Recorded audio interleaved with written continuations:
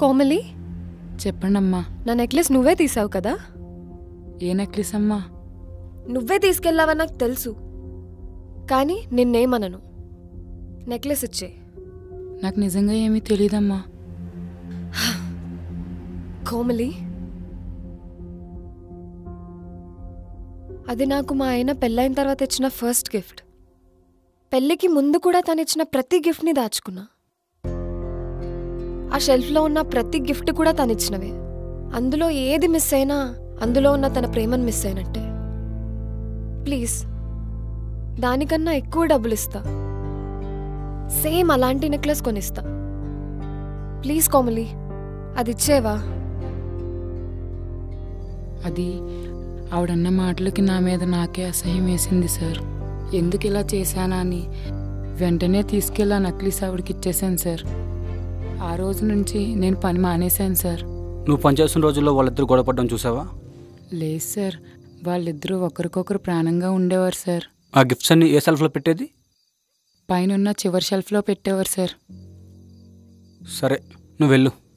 నేను ఎప్పుడు పిలిస్తే అప్పుడు ఎంక్వైరీకి రావాలి. సరే సార్.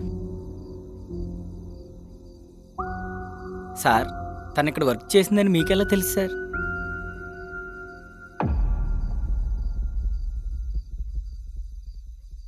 తనపై ఒక్క కన్నేసి ఉంచు. అలాగే సార్.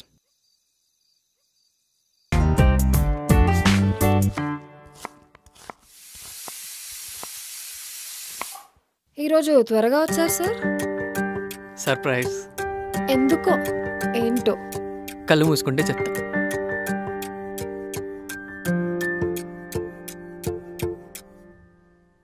Open your eyes. ఈరోజేం స్పెషల్ కాదే? ఈరోజు నాకు స్పెషల్ డేనే. ఈరోజు నువ్వు మర్చిపోయినా నేను మర్చిపోలేదు. ఏం స్పెషల్? ఈరోజు నువ్వు నా లవ్ యాక్సెప్ట్ చేసిన రోజు. ఈరోజు నేను గుర్తుపెట్టుకోవాల్సింది. ఎందుకంటే నా లైఫ్లో తీసుకున్న బెస్ట్ డెసిషన్ అది కాబట్టి. ఆ రోజు నీ లవ్ని యాక్సెప్ట్ చేయకపోతే నేనింత హ్యాపీగా ఉండేదాన్ని కాదు కదా.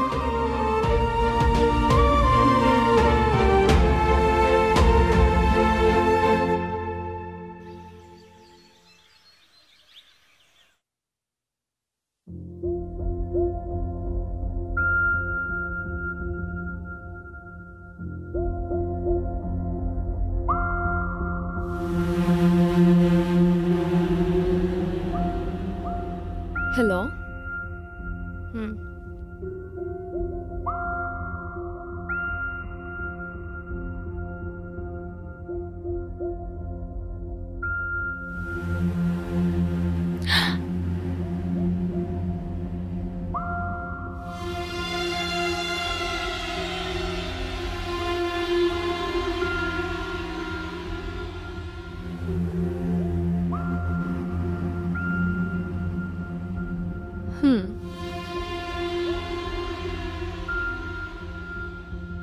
అమ్మా, వెళ్తున్నా అమ్మా. సరే కోమ్లి.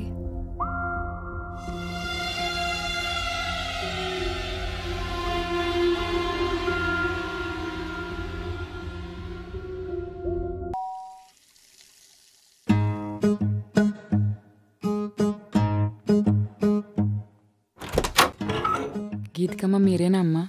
అవును. మీ ఇంట్లో వంట చేయడానికి రోహన్ సార్ ఫోన్ చేసి రమ్మన్నారమ్మా. అవునా? అవునమ్మా, నా పేరు కోమలి. నేను వంట బాగా చేస్తానమ్మా. సరే, రేపటి నుంచి ఉదయం వచ్చేయండి. సరేనమ్మా, వెళ్ళొస్తాను.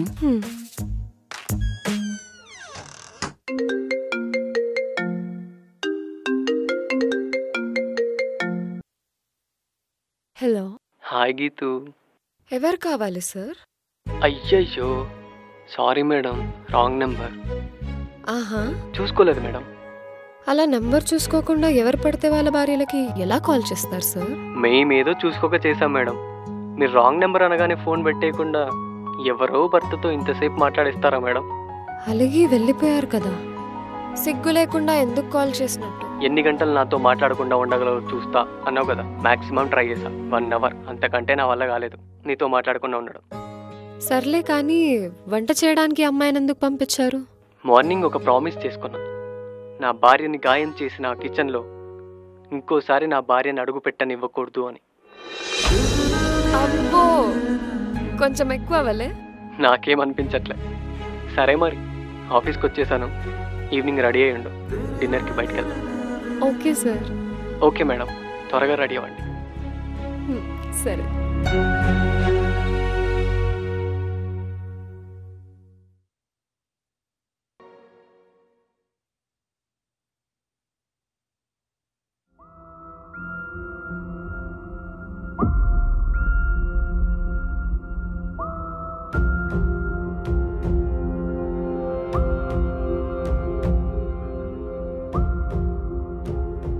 సార్ సార్ ఏంటి సార్ ఆలోచిస్తున్నారు? ఈ ఇంట్లో పని చేయడానికి కోమలి అని ఎవరైనా వచ్చేవాళ్ళేమో పక్కనట్టు తెలుసుకో. అలాగే సార్. ఇదిగో వస్తే ఎక్కడుందో ఎంక్వైరీ చేసుకొని తీసుకొని రా. Okay sir.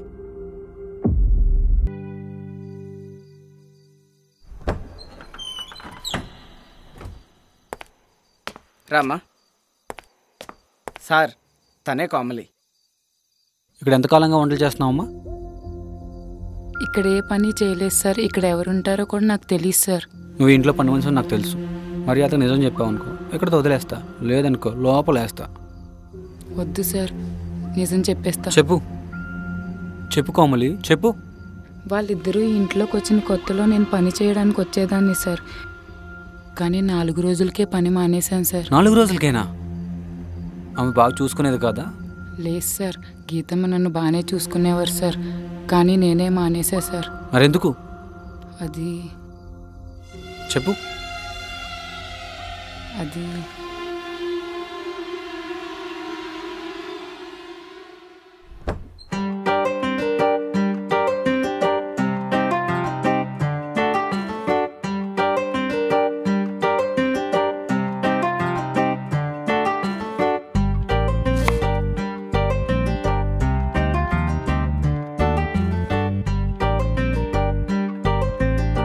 Komali. Sir. Geethu ఎక్కడా? ఇప్పుడే స్నానానికి వెళ్ళారు సార్. ఓకే.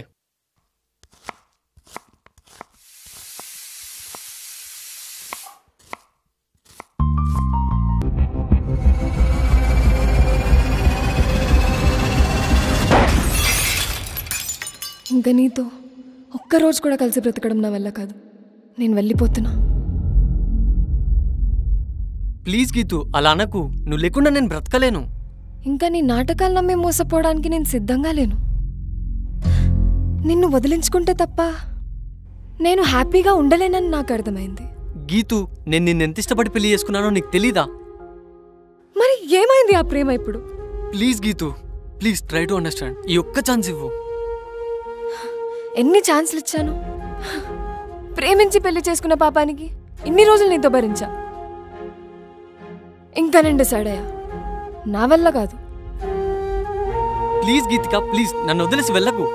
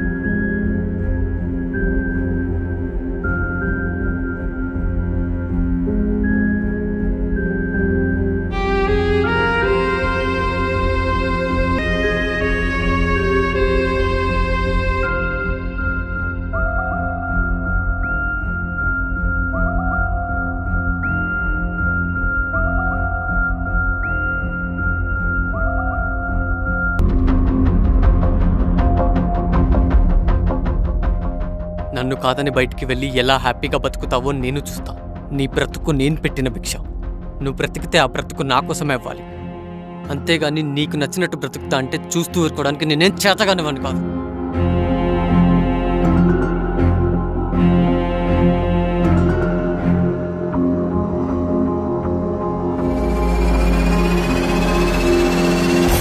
తాళి మెట్టెలకి అంత ఇంపార్టెన్స్ ఇచ్చిన అమ్మాయి ఇవి తీసేసి ఎందుకు వెళ్ళింది?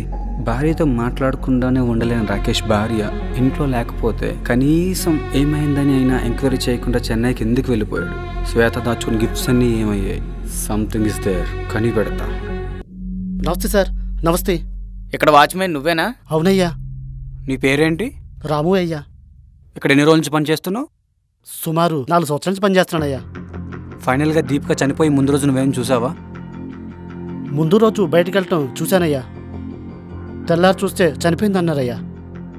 పాపం రోహన్ గారికి భార్య అంటే ప్రాణం అయ్యా. ఎలా తట్టుకుంటారో ఏమో మరి. ఆ రోజు రోహన్ ఇంట్లో ఉన్నాడా? ఆ రోజంతా రోహన్ బాబు ఇంట్లోనే ఉన్నారయ్యా. ఎక్కడికి వెళ్ళలేదు. ఉదయం 9 గంటలకు బయటికి వెళ్ళారయ్యా. గీతకు ఆ రోజు బయటకు వెళ్ళేటప్పుడు ఎవరైనా కొత్త వాళ్ళ ఇంటికి వచ్చారా?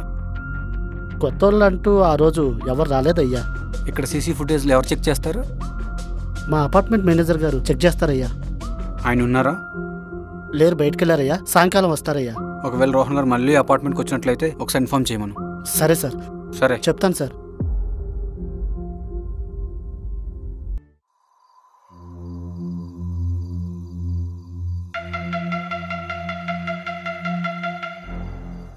ఏంటి పల్లవి ఇంటికి వచ్చేంత వరకే ఉంది? నెక్స్ట్ పేజ్ ఏమై ఉంటుంది అంటే పల్లవి వచ్చిన తర్వాత ఏదో జరిగింది. పల్లవికి కేసుకి ఏదో సంబంధం ఉంది. అదేంటో మనం వెంటనే కనిపెట్టాలి.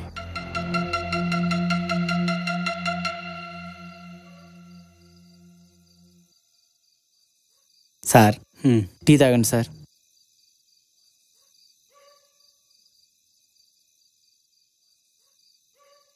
ఏంటి సార్ కేసు మీద అంతగా స్టడీ చేస్తున్నారు? 1 అవర్ అయినా రెస్ట్ తీసుకోండి సార్.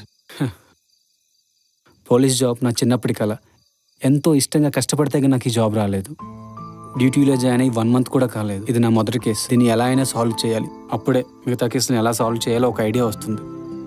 మీ పట్టుదల చూస్తుంటే ఖచ్చితంగా ఈ కేసుని సాల్వ్ చేస్తారు సార్. అది సరే, నువ్వు కూడా ఈ కేసు గురించి చాలా కష్టపడుతున్నట్టున్నావు. చాలా టైం అయింది, ఇంకా ఇంటికి వెళ్ళలేదు. నాకు ఈ మధ్య పెళ్ళైంది సార్. ఈ సిటీలో అద్దెంట్లో ఉండడం చాలా కష్టం అవుతుంది. ఒక సొంత ఇల్లు ఉంటే బాగుంటుంది. ఈ కేసుని సాల్వ్ చేసి ప్రమోషన్ తెచ్చుకుని ఆ వచ్చిన డబ్బులతో ఒక సొంత ఇల్లు కొనుక్కోవాలని సార్. కొత్తగా పెళ్ళైంది అంటున్నావు, చాలా టైం అయింది సార్. సరే పద, ఇంటికి వెళ్దాం. అలాగే sir.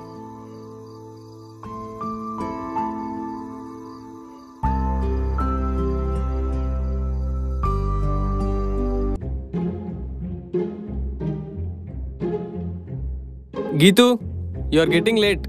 Yeah, coming.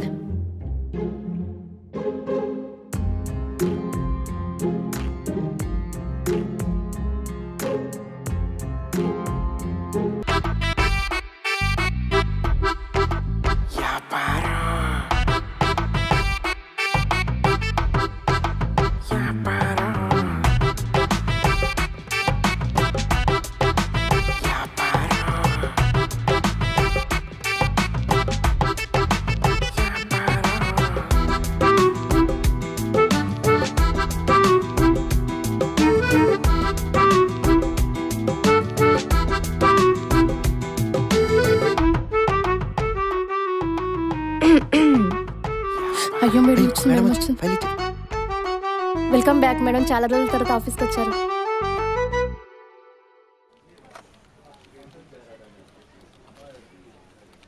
Sir good morning sir. Good morning. Good morning madam. ఒకసారి రాహుల్ని రమ్మను. Okay sir.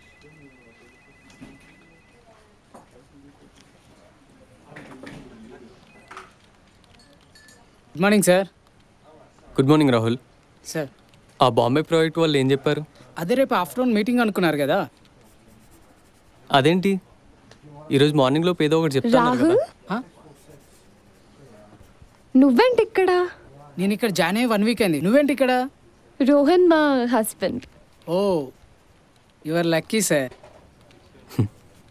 రోహన్, రాహుల్ మా కాలేజ్లో క్లాస్మేట్. అవునా? అవును sir. Okay you guys carry on. Okay sir. నువ్వు ఆ బాంబే వాళ్ళతో మాట్లాడి ఆ ప్రాజెక్ట్ డీటెయిల్స్ అన్నీ సరిగా తీసుకో. Okay sir. ప్రతిసారి వర్క్ చాలా డిలే అవుతుంది అవును సార్. మనకి. చెన్నై ప్రాజెక్ట్ వాళ్ళు ఏం చెప్పారు? అదే ఒకసారి ఫాలో అప్ చేయాలి. నేను ఒకసారి కాల్ చేస్తాను వాళ్ళకి. నువ్వు వెళ్ళి నీ వర్క్ చేసుకో. సరే ఓకే సార్. Okay sir.